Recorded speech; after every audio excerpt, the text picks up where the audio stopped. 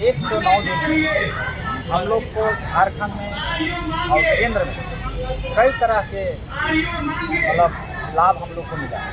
इसको समझना पड़ेगा, क्योंकि आपको ये जानना पड़ेगा कि 5वीं अनुसूची और ये सत्याग्रह, हम टाना भक्तों के सत्याग्रह में बैठने से पूरा देश आज हलचल स्थिति में अंदर भूकंप आ गया। और इसी का परिणाम है कि आपका भारत के राष्ट्रपति एक आदिवासी महिला को, द्रौपदी मुर्मू को बनाया। बहुत सारे लोगों का कहना है कि आदिवासी हित को देखते हुए द्रौपदी मुर्मू को राष्ट्रपति बनाया गया, लेकिन हम टाना भगत इस बात से वाकिफ हैं कि जो सरकार इसी राज्यपाल जो थी हमारे झारखंड में द्रौपदी मुर्मू, उस वक्त 5वीं अनुसूची की बात करने लगी तो इनको तुरंत यहाँ से निर्मुक्त कर दिया गया था, ख़त्म कर दिया गया था। उस वक्त हम लोग सत्याग्रह में नहीं बैठे थे, नॉर्मली जाके मैडम से हम लोग मिले थे। लेकिन जब ये हम लोग सत्याग्रह में बैठे तो सरकार एक आंख मिचौली खेलने के उद्देश्य आदिवासियों का मुखौटा के उद्देश्य राष्ट्रपति को बना दिया। लेकिन अब देखना होगा कि ये सरकार, केंद्र सरकार और झारखंड के राज्य, ये दोनों को हम लोग देखेंगे, झारखंड सरकार को भी देखेंगे। अगर हकीकत में आदिवासियों का इन्होंने उन्नति चाहते हैं, विकास चाहते हैं, तो राष्ट्रपति द्रौपदी मुर्मू जी को 5वीं अनुसूची को लागू कराने के लिए उनको बहाल करना पड़ेगा।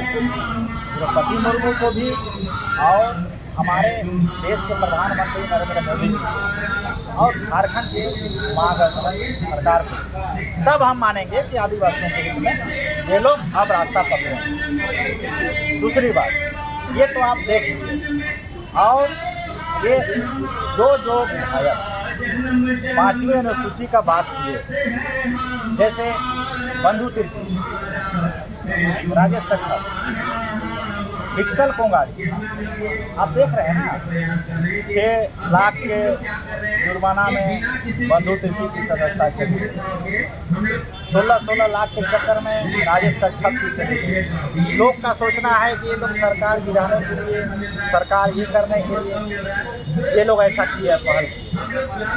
आपको पता चलेगा कि झारखंड में, पूरे भारत में मनुवादियों का किस तरह से शासन प्रशासन चलाने का ये लोग काम भेदभाव, और ये लोग झारखंड को, प्रदेश के गरीब जनता के बीच में आंख मिचौली खेल रहे हैं।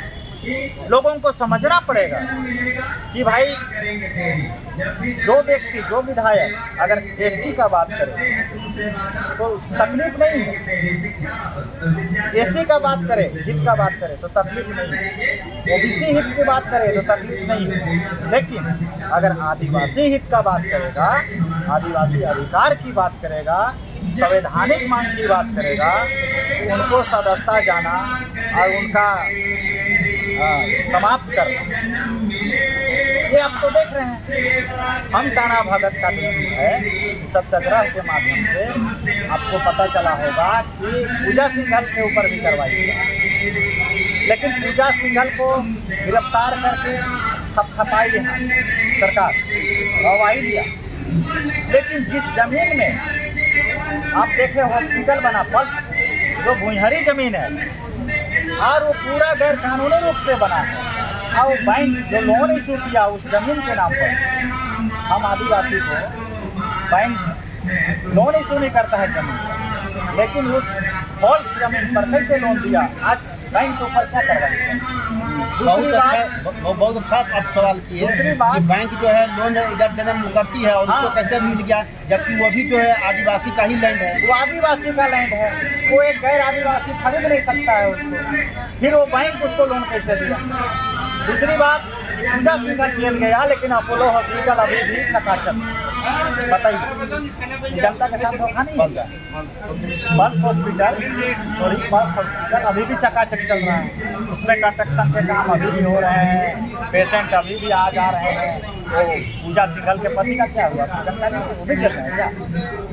जब वो जेल में नहीं है, जब पूजा सिंघल के हस्बैंड का दोस्त नहीं है।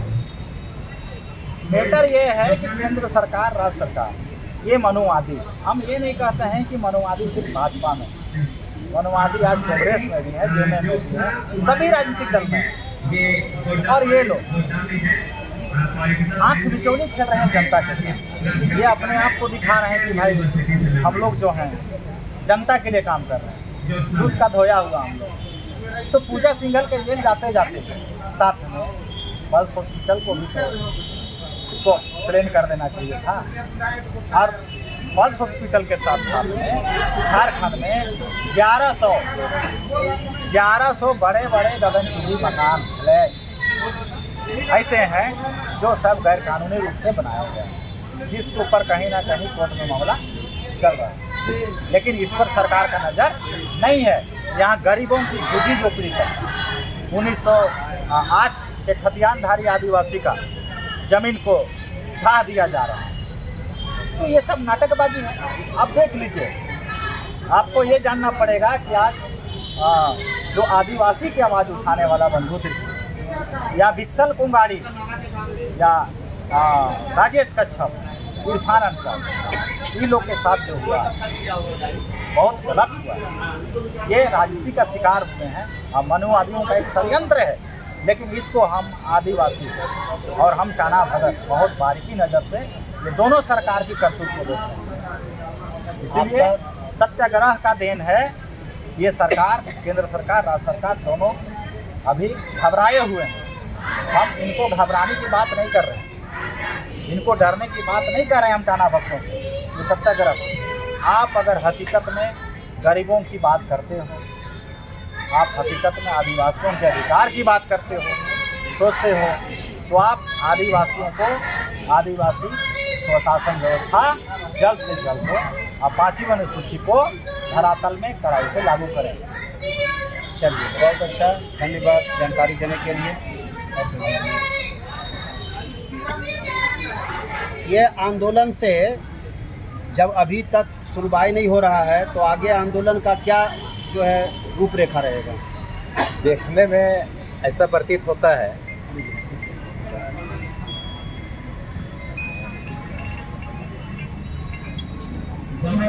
हाँ, हेलो, नमस्कार। काट दीजिएगा दूसरे को।